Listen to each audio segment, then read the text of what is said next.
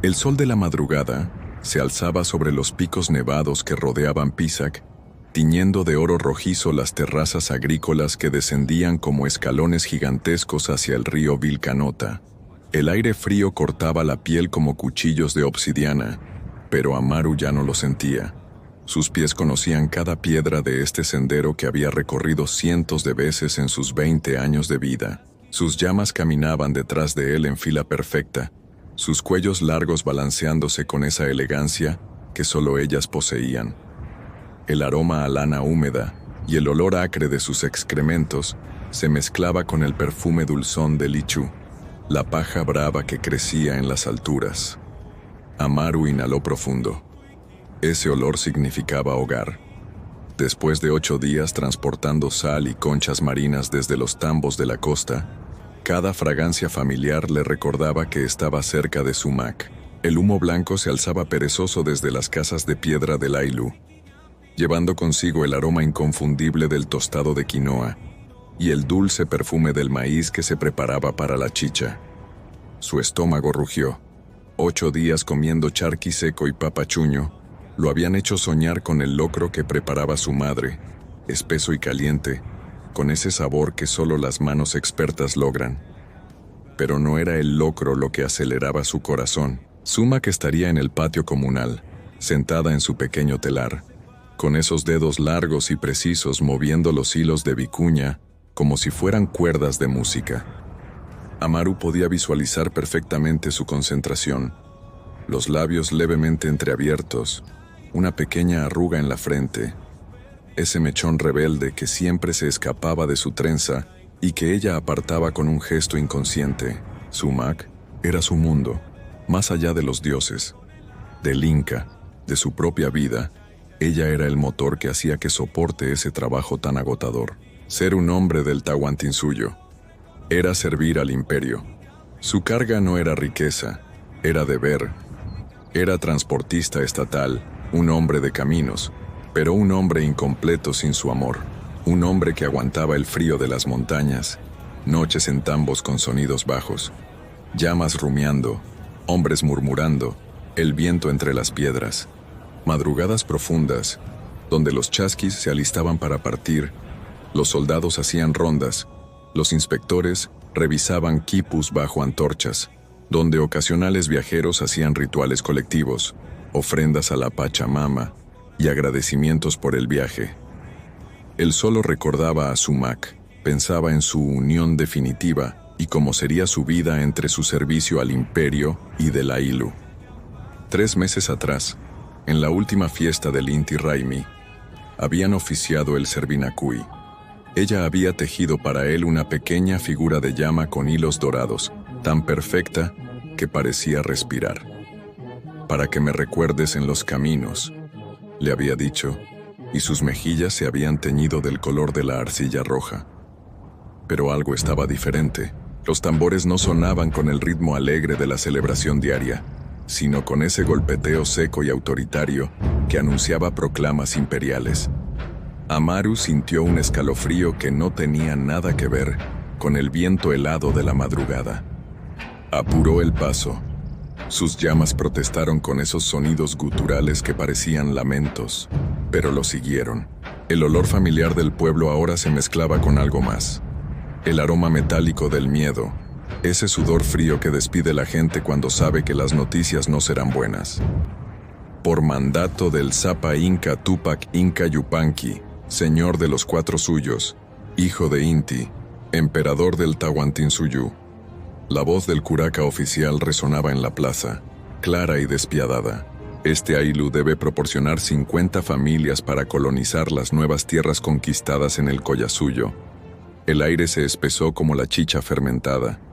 Amaru sintió que sus piernas se volvían de quinoa molida, mientras el chasqui que llevó la noticia al curaca se retiraba, pasando al lado suyo.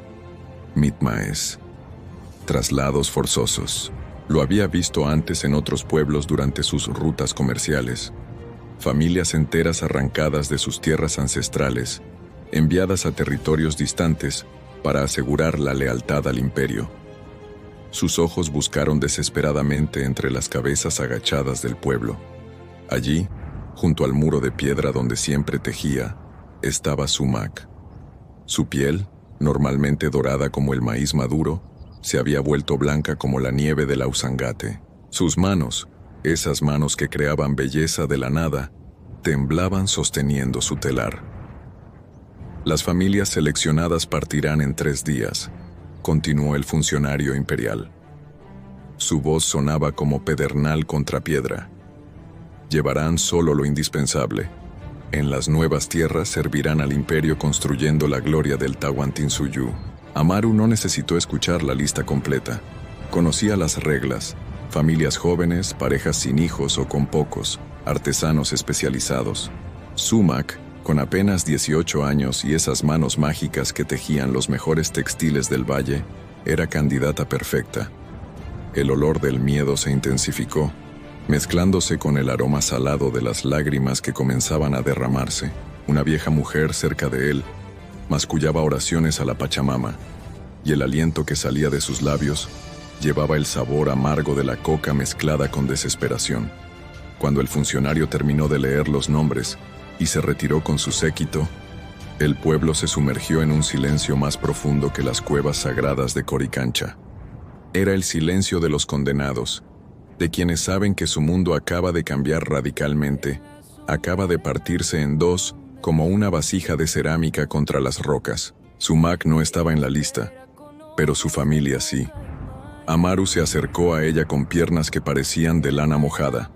Sumac levantó la vista, y en sus ojos oscuros como la obsidiana, él vio reflejado su propio horror. No necesitaron palabras. En el imperio de los incas las mujeres solteras no viajaban solas. Si su familia partía, ella debía ir con ellos. 3 días, murmuró ella, y su voz sonó como el viento que susurra entre las ruinas. Solo 3 días. El tejido que tenía entre las manos mostraba el diseño de 2 llamas caminando por senderos paralelos que nunca se encontraban. Como si sus dedos hubieran sabido, antes que su mente, lo que estaba por suceder. Toda la tarde la pasaron juntos.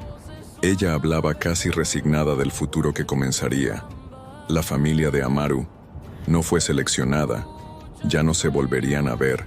Esa noche, mientras el pueblo se sumía en la pesadumbre de las despedidas anticipadas, Amaru permaneció despierto bajo las estrellas que sus ancestros habían usado para navegar tanto por el mar como por el tiempo. La Cruz del Sur brillaba con una intensidad que parecía burlarse de su dolor.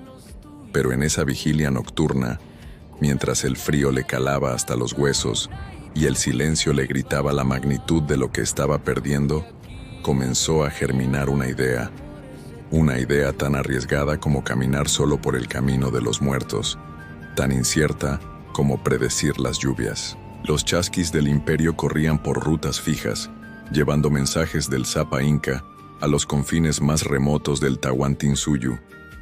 Recorrían caminos que él, como cargador, conocía parcialmente. Pero ellos tenían algo que él no: la autorización para cambiar de rutas, para ser enviados donde el imperio los necesitara.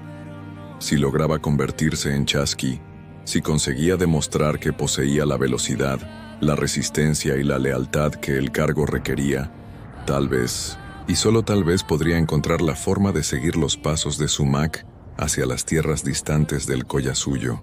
Era una posibilidad remota, tan frágil como un hilo de vicuña, pero era la única que tenía.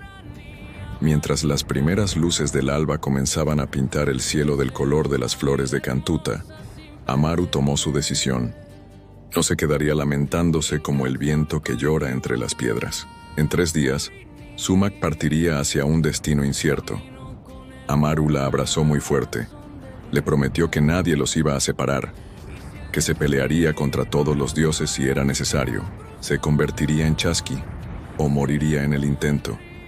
Pero el tambor aún no había dicho su última palabra, y mientras el sol trepaba hacia la cúspide del cielo, nadie sabía que lo peor estaba por llegar. La tierra guardó silencio, pero el destino ya había hablado. Esta historia de amor dentro de la historia del Imperio Inca continuará. La próxima semana seguiremos recorriendo el camino de esta joven pareja que será separada para servir al Inca.